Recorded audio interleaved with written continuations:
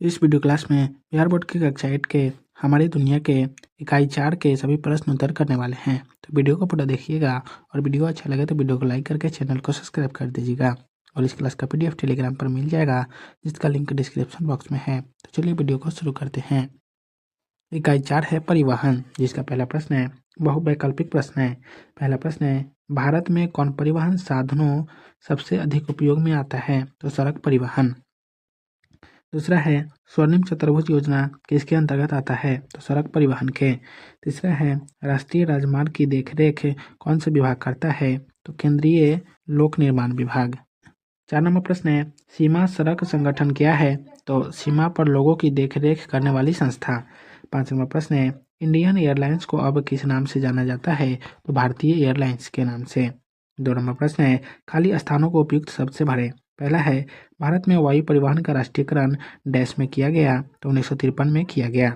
दूसरा, मार्मगाओ डैश राज्य में है? तो गोवा में। तीसरा, पूर्व मध्य रेल का मुख्यालय डैश में है? तो हाजीपुर में। चौथा है, सबसे लंबा राष्ट्रीय राजमार्ग संख्या डैश है? तो 7, जिसकी लंबाई 2369 किलोमीटर है। पाँचवा, चेन्नई एक डैश पतन है? तो प्राचीन कृत्रिम पतन है।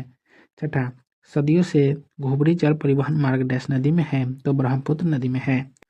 3 नंबर प्रश्न है, निम्नलिखित प्रश्नों के उत्तर अधिकतम 50 शब्दों में दें। पहला प्रश्न है, स्वर्णिम चतुर्भुज राजमार्ग क्या है? तो इसका उत्तर होगा, स्वर्णिम चतुर्भुज राजमार्ग सड़क है दिल्ली कोलकाता मुंबई चेन्नई को आपस में 6 लेन वाली सड़कों से जोड़ने वाला यह मार्ग देश के द्रुत गति से सामान को ढोने और आने जाने की सुविधा प्रदान करता है। 2 नंबर प्रश्न है, देश में वायु परिवहन की स्थिति का वर्णन करें। तो इसका उत्तर होगा, हवाई जहाज आसमान में उड़कर एक स्थान से दूसरे स्थान तक की दूरी तय करती है, इसलिए इन्हें हवाई साधन कहते हैं। पहले वायु परिवहन विशिष्ट लोगों के ही हाथ में था, लेकिन 1953 में सरकार ने वायु परिवहन का राष्ट्रीयकरण कर दिया। शुरुआत में एयर इंडिया की हवाई यात्राएं देश से विदेश तक जुड़ी थी और इंडियन एयरलाइंस इंडियन घरेलू एवं पड़ोसी देश से जुड़ी हुई विमान सेवा थी। लेकिन आजकल हवाई सेवाएं निजी कंपनियों द्वारा भी चलाई जा रही है, जो घरेलू और पड़ोसी देशों के लिए भी उपलब्ध है। 3 नंबर प्रश्न है, भारत में पहली रेलगाड़ी कब और कहाँ चली थी? नक्शे पर भी दर्शाइए। तो इसका उत्तर होगा, भारत में पहली रेलगाड़ी 16 अप्रैल 1853 को मुंबई से थाने चली थी। 4 नंबर प्रश्न है, पाइपलाइन परिवहन क्या है? उदाहरण दीजिए। इसका उत्तर होगा, पाइपलाइन परिवहन जमीन के अंदर बिछाई गई पाइपलाइनें हैं, जिनकी मदद से पेट्रोलियम पदार्थ, जल, गैस आदि एक स्थान से दूसरे स्थान तक पहुंचाई जाती है। जैसे बिहार के बरौनी, उत्तर प्रदेश के मथुरा, हरियाणा के पानीपत में स्थापित तेलशोधक कारखानों में पेट्रोलियम पदार्थों की आपूर्ति ऐसे ही पाइपलाइनों के जरिए होती है। 5 नंबर प्रश्न है, देश के 3 राष्ट्रीय आंतरिक जल परिवहन का उल्लेख कीजिए। तो इसका उत्तर होगा, भारत सरकार ने पश्चिम बंगाल के हल्दिया से इलाहाबाद तक गंगा नदी में, सदिया से घुबरी ब्रह्मपुत्र नदी में, दक्षिण भारत में केरल की तटीय नहर कोट्टापुरम से कोल्लम को राष्ट्रीय आंतरिक जलमार्ग घोषित किया गया है। 4 नंबर प्रश्न है, निम्नलिखित प्रश्नों के उत्तर दे अधिकतम 200 शब्दों में। पहला प्रश्न है, परिवहन एवं यातायात के साधन राष्ट्रीय अर्थव्यवस्था की रीढ़ माने जाते हैं, क्यों? स्पष्ट कीजिए। तो इसका उत्तर होगा, एक स्थान से दूसरे स्थान तक व्यक्तियों या वस्तुओं को पहुंचाना लाना परिवहन कहलाता है। यह सड़क मार्ग, रेल मार्ग, हवाई मार्ग, जल मार्ग से होता है। यह विभिन्न प्रकार के वाहनों से संभव हो पाता है। रेल यात्रा समाप्त करके स्टेशन से बाहर निकलने पर हम पाते हैं कि गंतव्य तक पहुंचने के लिए रिक्शा, ऑटो रिक्शा, टमटम, कारें, जीप, बस इत्यादि मिलती हैं। ये सभी वाहन हमें या सामानों को एक स्थान से दूसरे स्थान तक पहुंचाने में मदद करती हैं। ये सभी भूमि पर चलते हैं, इसलिए स्थलीय परिवहन के साधन हैं। वहीं दूसरी ओर हवाई जहाज आसमान में उड़कर एक स्थान से दूसरे स्थान तक की दूरी तय करते हैं, इसलिए इन्हें हवाई साधन कहते हैं।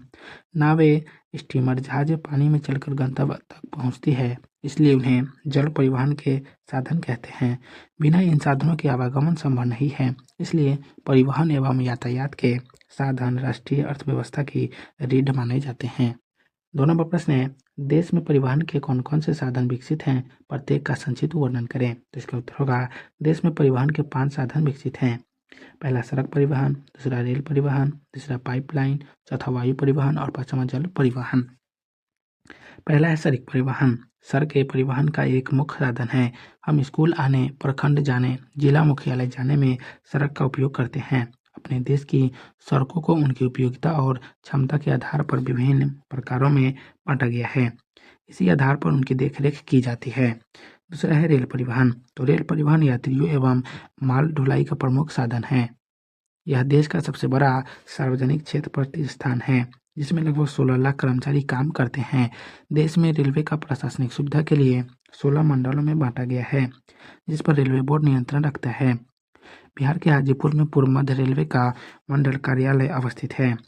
रेलवे समय समय पर देश के अंदर अनेक तीर्थ स्थानों को जोड़ने वाली ट्रेन भी चलाती है। तीसरा है पाइपलाइन। इसमें से कोई भी इस परिवहन का उपयोग नहीं करता। यह जमीन के अंदर बिछाई गई पाइपलाइन होती है, जिनकी मदद से पेट्रोलियम पदार्थ, जल, गैस आदि एक स्थान से दूसरे स्थान तक पहुंचाई जाती है। इन पाइपलाइनों को बिछाने में प्रारंभिक खर्च तो बहुत ज़्यादा आता है, लेकिन इसके रखरखाव में कम दिक्कतें होती है। इस परिवहन में बाधाएं भी कम आती हैं और समय भी कम लगता है। साथ ही परिवहन में सामग्री का नुकसान भी कम होता है, इसलिए धीरे धीरे परिवहन का यह मार्ग सस्ता होता जाता है। चौथा है वायु परिवहन। तो हेलीकॉप्टर, जेट, ये सभी वायु परिवहन के अंतर्गत आते हैं। परिवहन के साधनों में ये सबसे दूरगामी के साधन हैं।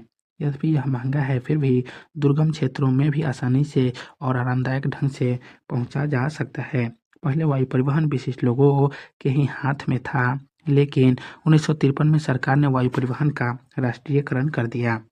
पांचवा है जल परिवहन। तो आंतरिक जल परिवहन देश के अंदर नदियों के जल में जहाज़ों का परिचालन किया जाता है और यात्री व माल की ढुलाई की जाती है। देश के अंदर लगभग 15,000 किलोमीटर नौ संचालन जल मार्ग हैं। 3 नंबर प्रश्न है, भारत में जल परिवहन की स्थिति का विवरण दीजिए। तो इसका उत्तर होगा, जल परिवहन 2 प्रकार के होते हैं। पहला आंतरिक जल परिवहन और दूसरा समुद्री जल परिवहन। आंतरिक जल परिवहन देश के अंदर नदियों के जल में जहाज़ों का परिचालन किया जाता है और यात्री व माल की ढुलाई की जाती है। देश के अंदर लगभग 15,000 किलोमीटर नौ संचालन जलमार्ग है। भारत सरकार ने पश्चिम बंगाल के हल्दिया से इलाहाबाद तक गंगा नदी में सदियों से घुबरी, ब्रह्मपुत्र नदी में दक्षिण भारत में केरल के तटीय नहर कोट्टापरम से कोल्लम को राष्ट्रीय जलमार्ग घोषित किया है।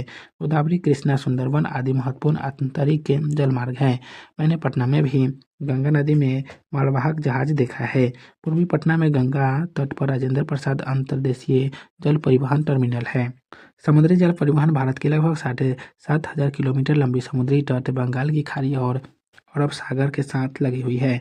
इन समुद्री तटों पर 12 प्रमुख बड़े बंदरगाह और कई छोटे और मझले पतन हैं, जिनसे अंतर्राष्ट्रीय परिवहन सुलभ होता है। तो आज की इस वीडियो क्लास को यहीं समाप्त करते हैं। फिर मिलेंगे नेक्स्ट वीडियो में। तो आप सभी को वीडियो देखने के लिए बहुत बहुत धन्यवाद।